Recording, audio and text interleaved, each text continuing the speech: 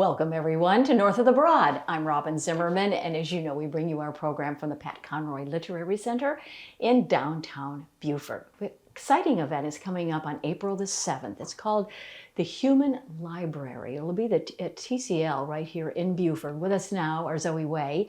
She has been involved with the volunteers and students that will be helping with the Human Library, and of course Jonathan Haupt, who is the executive director of the Pat Conroy Literary Center. So Jonathan, it's good to see you, but it's really nice. It's nice to see Zoe, because Zoe was just named one of the RBC Heritage Scholars, which is a real feat. Congratulations on that. Thank you. She is also president of her senior class at Battery Creek High School. So I'm just awed to be in your presence.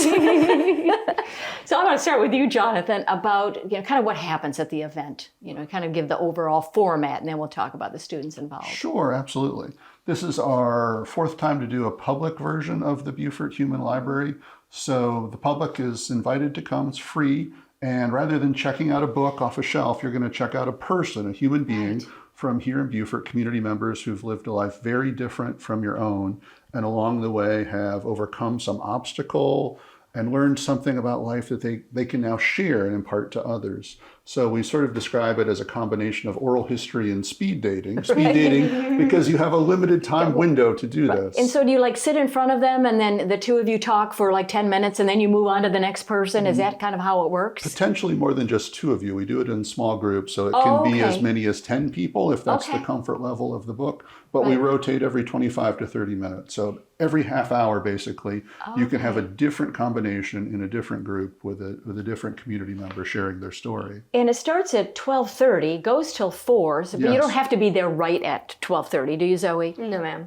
And so you're the head of the bookmarks. Yes. Who are the bookmarks? The bookmarks are the student helpers of the event. So each adult community member is paired with a student from a school north of the Broad, and we essentially help them keep time, make sure that the conversations are going in the correct direction. Everybody's being respectful. Okay. And just making sure that everybody has what they need.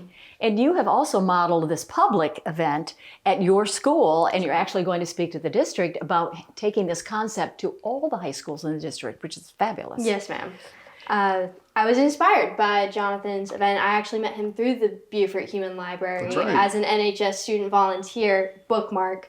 And I walked away from that event with so much new knowledge and inspiration, and I wanted to share that with my fellow students. And I'm grateful enough to have a very supportive administration who has allowed me to have a lot of freedom replicating the event. Very good. So we have this poster here. Now, is this going to be one of the participants? We are this year, as we've done the past couple of years, having sort of a big read section of the Beaufort Human Library. So at 12:30, when everyone shows up who can come at that time, we all gather in the auditorium. So rather than having a small group discussion, we're actually going to have a big group discussion with Gareis, who has retired from the Navy and is now a Beaufort County school librarian, and was actually featured on the 60 Minutes segment about book censorship just last week as we're filming this. So Karen's going to share her story with all of us to sort of model what the Human Library is, and then for the remainder of the afternoon, we split up into the smaller groups. So what are some of the topics that we can learn about? There is such a variety. Of course, Beaufort has a very diverse community. Yes.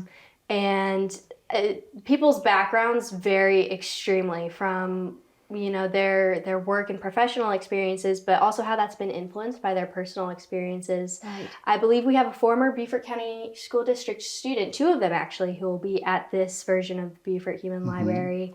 And they're going to be talking a little bit about their past and the things that they've overcome, and they're now in college, as well as small business. A lot of small business owners, educators, and folks with military connections, which is certainly true to Beaufort's legacy as a military town as well. So the volunteers come from all walks of life, and sometimes the theme emerges organically, and this year it seems to be that sort of intersection of education and military lives. Is this growing? So is this you said third year, so is it getting bigger every year? Or? Well over 100 people who attend, the public who come to have these engagements, and some have come multiple times. Sometimes people come with a very specific book in mind. They want to have a conversation about that topic. And there are folks who come for the whole afternoon and check out as many books as they can. So every half hour, they're having a completely different experience. I love the whole concept. And you can go on the website, the Pat Conroy Literary Center website, to get who the books are. We are announcing them in advance. So there are a group good. of 6 right now. There are 16 altogether, I believe, who are participating. So it's actually a larger group of books than we've had in the past. That's as well. exciting. Yeah. Jonathan, good talking with you, but more importantly, it was really great talking to Zoe. Zoe Way and Jonathan Haupt, and we'll be right back with more North of the Broad. Don't go away.